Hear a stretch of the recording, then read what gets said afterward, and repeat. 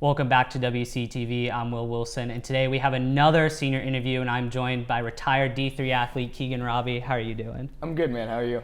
Doing good. So just start. Let's talk about your experience at Waynesburg. You've been here for 4 years. You played a sport. You played football for 3, and now you're doing tennis. Just give us a little bit of your experience here at Waynesburg. Yeah, so I didn't really know about Waynesburg until about March of my senior year in high school, and I got recruited for football, like you said, came in for football. It was during the COVID season, so I couldn't really get involved in the comm department because we didn't have a fall season. We had a spring season, which was 5 games, so that kind of took up most of my time freshman year. But I enjoyed football, played it for 3 years, then decided last year that I was going to take a break, not play for my senior year, just to kind of focus on my major. So I got to announce some football, which was fun. Kind of got bored a little bit not being able to do a sport, so I decided to jump in tennis. I played a little bit in high school, so I started that last year.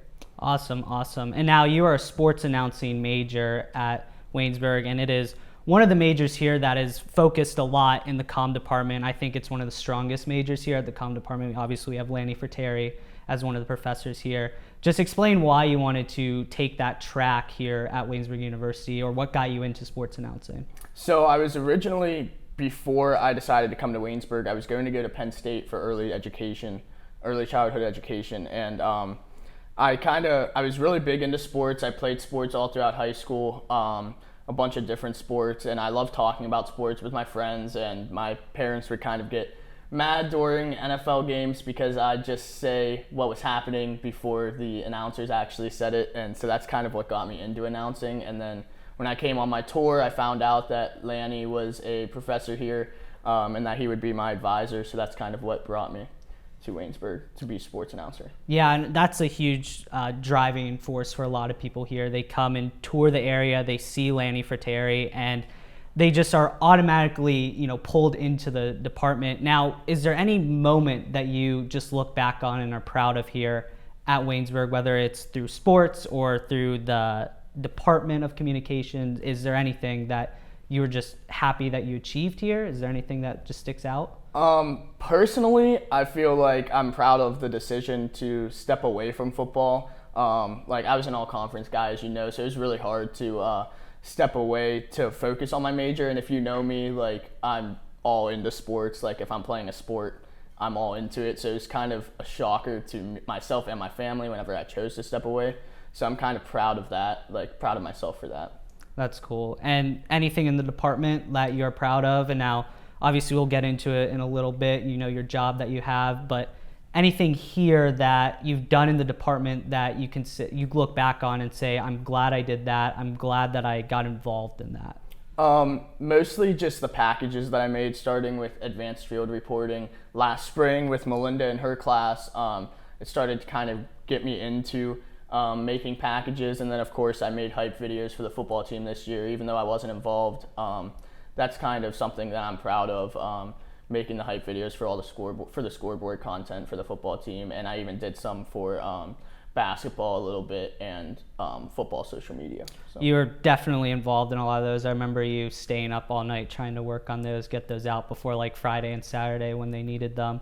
Now let's talk into what you're going to do after Waynesburg University. You've done your 4 years here. Do you have a plan? I mean, I know, but can you tell people your plan on what you plan on doing after Waynesburg? Yeah, so because we're desk partners at WTAJ right now. Unfortunately. Yeah.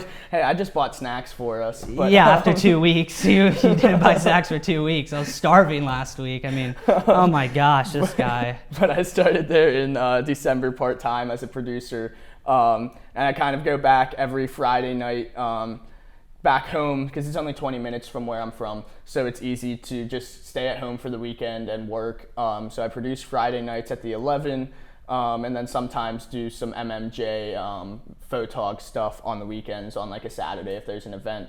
But when I move full-time, I'll actually be a hybrid role, 3 days producing night side, and then 2 days on the weekend as an MMJ reporter. So. Which is really cool. It's a very rare kind of job, I guess, because typically you're either a producer or an MMJ or a photog, but you kind of dabble in all of that.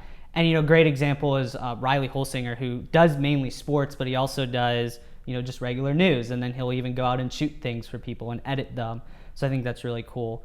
And finally, kind of just wrap this all up, is there anybody here that you're grateful that taught you? Obviously Melinda's our boss, so that should be one, but anyone else, like Lanny, you have Professor Krause, Doug Wilson, who is, I think, one of the best teachers here that we have. Yeah, I mean, I feel like I'm obligated to say Melinda. No, I choose Melinda anyway, because I mean, she helped me a lot in advanced field reporting and broadcast journalism, kind of get my foot in the door in reporting and in making packages, which really helped me. And of course, she went to WTAJ as the news director there, so it kind of put my foot in the door there starting in December, and I like it because it's my hometown market, so it kind of worked out for me. It was probably the place that I was going to apply to first out of college if she didn't even go there, so it helped a lot. And so she's probably the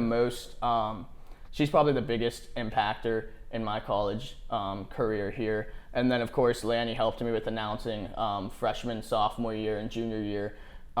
This year we haven't really talked as much because I haven't really announced as much. I've been over on the weekends at home working for WTAJ, but he's definitely helped me in the announcing side of things. And then of course Doug Wilson, like you said, great professor here. He's definitely helped me grow as a person. We have a lot of talks outside of class that he's kind of helped me through some stuff. So that's awesome. And one final thing just to tell to the people that are watching, and is there just any advice that you would give to the underclassmen now, or potential people coming here in the future? Is there just anything you want to tell them? Yeah, definitely get involved early. I struggled with that because of football. Freshman year was COVID year, so didn't really get a whole lot of experience in the comm department because of that. It was kind of taking up my whole entire college career. Same with sophomore year. Junior year, I kind of got more involved because I was kind of dwindling away from the football team, and I started to get more involved spring of junior year, and this year I've been involved. Not as much with shows, but making packages, editing videos for the sports teams, doing stuff like that. So definitely get involved early because it will help you in the long run. Awesome. Well, Keegan, thank you for joining us. That is all we're going to have today. For our Senior Spotlight, I'm Wil Wilson. This is Keegan Raabe. There will be plenty of Senior Spotlights on WCTV. I hope you guys have a great day.